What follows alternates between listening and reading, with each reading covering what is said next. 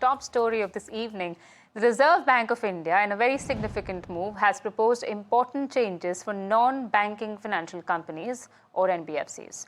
NBFCs with assets over 1 lakh crore rupees may now be placed in the strict upper layer list, which brings tougher rules on capital and governance. The RBI's current list of upper layer NBFCs include about 15 entities or so, and Tata Sons is also present in that list and applied for deregistration as upper layer NBFCs to the RBI a couple of months ago. My colleague Piyush Shukla joins in with more details. Piyush, give us more information on this. Yeah, Malika, that's absolutely right. The RBI has proposed to bring in 3 amendments to the master direction, which is for classification of upper layer NBFCs. Now, what are the key amendments that the RBI has proposed? Like the first one, like you mentioned, is that they have now set aside the earlier qualitative and quantitative rating criteria for NBFCs to be eligible to enter upper layer list. Rather, they have said that NBFCs with asset size of over rupees 1 lakh crore will now be eligible to enter the upper layer list of NBFCs. The RBI has also today said that proposed to bring government-backed NBFCs in the upper layer list. Till now, they were not a part of this list and were exempted from the classification. We also have reported today that RBI the upper layer NBFC list will be periodically reviewed, and the ceiling of this 1 lakh crore will be reviewed every 5 years. So over the next 5 years, we can expect it. After next 5 years, we can expect it to rise further. Now, what do experts tell us? Who are these NBFCs? First of all, it is important to know that among the 15 current upper layer NBFCs, Sammaan Capital and PNB Housing Finance do not have 1 lakh crore in overall assets, in their AUM. So that is point number 1. The point number 2 is government-backed NBFCs like HUDCO, IRFC, IREDA, PFC, REC.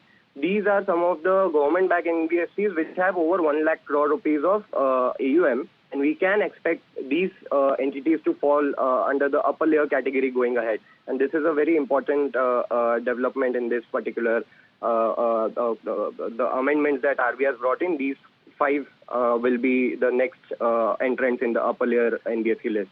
Back to you, Malika. Okay, all right. Thank you so much for that update. Of course, viewers, we have Gurmi Chhatta, Managing Partner and CIO at Complete Circle, joining us to further understand the story. Thank you so much, Mr. Chhatta, for joining us on the phone line. So this is a very important development as far as scrutiny on upper layer NBFCs is concerned. I'd like to understand from your perspective, what is RBI trying to achieve from this particular proposal? So, thank you for having me. I think this is another series of steps in terms of, more reforms and strengthening the BFSI sector. See, the earlier metric of upper layer was 70% quantitative and 30% qualitative with multiple scoring options. This makes it very simple, which is 1 lakh crore. The asset base becomes the only criteria. So that's one, makes it clear without any ambiguity. Second, includes state-run NBFCs. So, as your colleague pointed out, they become part of it.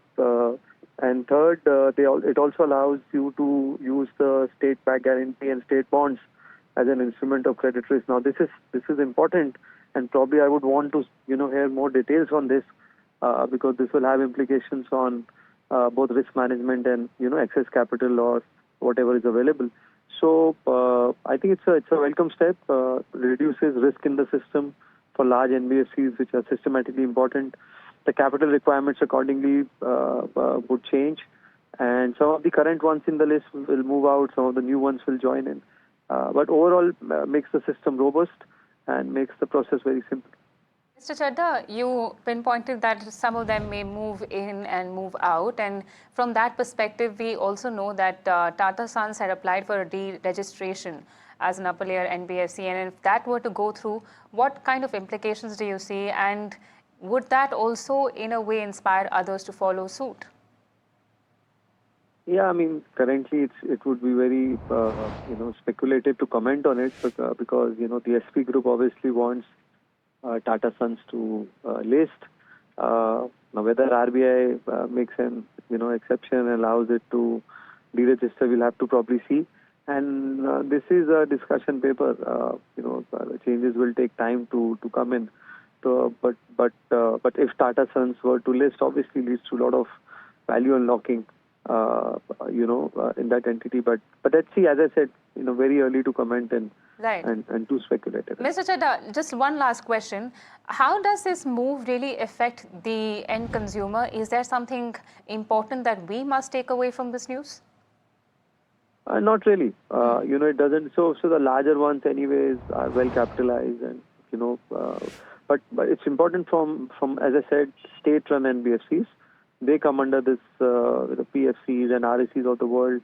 I'm sure that there's a broader guideline they have in mind, because the energy security focus will further go up.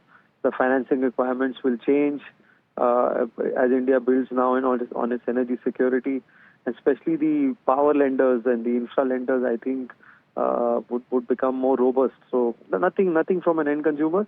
I think entities which become part of this, I think once more clarity comes, we'll have to see whether they'll have to raise more capital, or from a risk management point of view, what all needs to be done. I think that's something we'll have to then take a call stock-wise. Right. Thank you so much, Mr. Chhatta, for helping us make sense of this news. Viewers, as